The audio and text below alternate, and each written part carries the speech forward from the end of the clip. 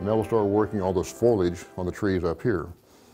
Now if the light is coming in like this, as I previously suggested, we're going to have some brighter greens up in this area, which are the nice pretty spring greens. That's the permanent yellow lemon and cyan blue combination.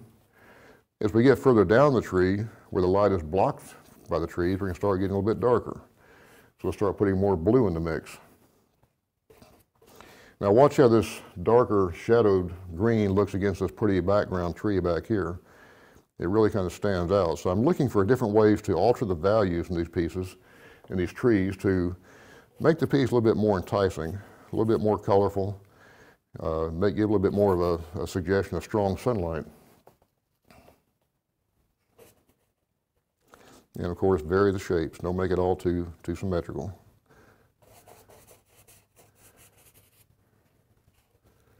In this particular painting, there's a lot of foliage, so we're going to really see if we can't accentuate that against these nice, pretty lighter areas in the background. And this bristle brush does a wonderful job of putting the color in, softening a few edges,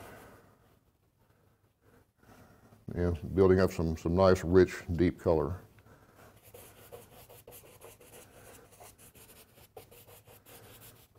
We're not going to see any sky in this piece, because the trees are so big they're blocking any view of the sky.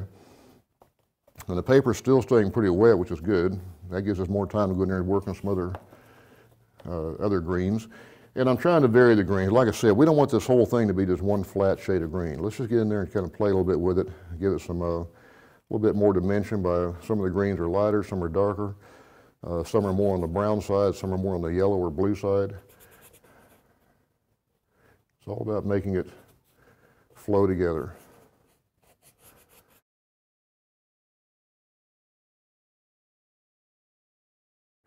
Now, if you've got that much sunlight out here, you have a lot of shade up under this tree. So let's see if we can't work on that a little bit. And I'm going to use the bristle brush for that, because the bristle brush lays a lot of color in very quickly. So again, I'm using the permanent yellow lemon. I'm putting some cyan blue in it. And I'm putting some of the brown. This is the brown steel to gray. It makes a very, very rich, deep, dark green. It has a little bit of an earthy green. So let's see if we can't put some of that right in here. And again, look how rich that is next to that white in the background. This is what's going to really make this painting sing, I think. These very rich greens.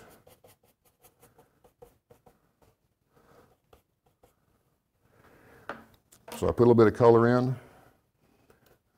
Take a damp brush, do a little soft blending, and come back and put some more color. Take it in steps, don't try to do too much too quickly. All this is just grassy shapes. And that brush also makes a wonderful grass. See that pretty grass sticking up right there? I'm laying that brush almost horizontal to the paper, just very lightly pulling it up. It just gives me a beautiful grassy shape.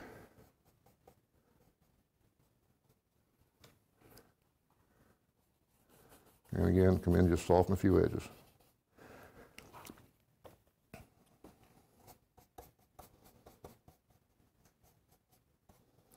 In fact, I'm going to just really darken this area down here a lot.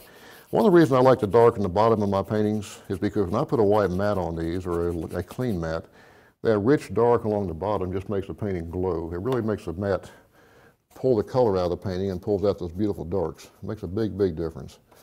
And I'm going to show you a little trick toward the end of this painting, which we can do down here in this dark grass. It's going to really make this painting pop.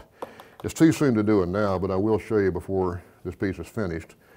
It's a little trick I learned a long time ago that I do quite often in my landscapes, and it gives a piece a lot of interest.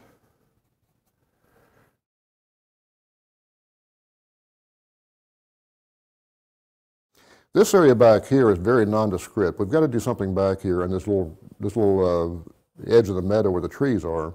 So what I'm going to do is I'm going to suggest a few trees back there as negative shapes.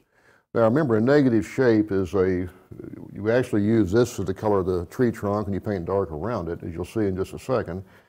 But I've got to remember that with this much sunlight coming into this painting, these trees are going to be darker at the bottom because there's a lot of shade.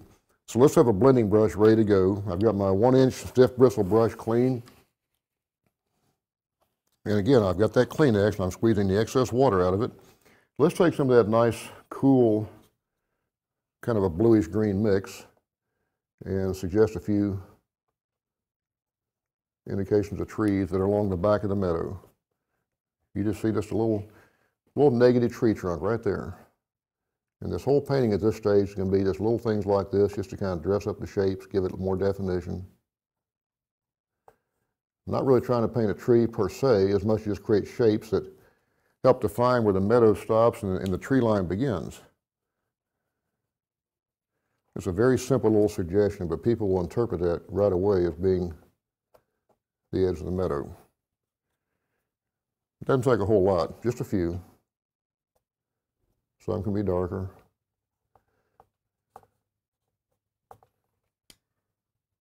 And very lightly soften that top edge. So now we see a few suggestions of trees. They kind of define the edge. Let's put a couple back here.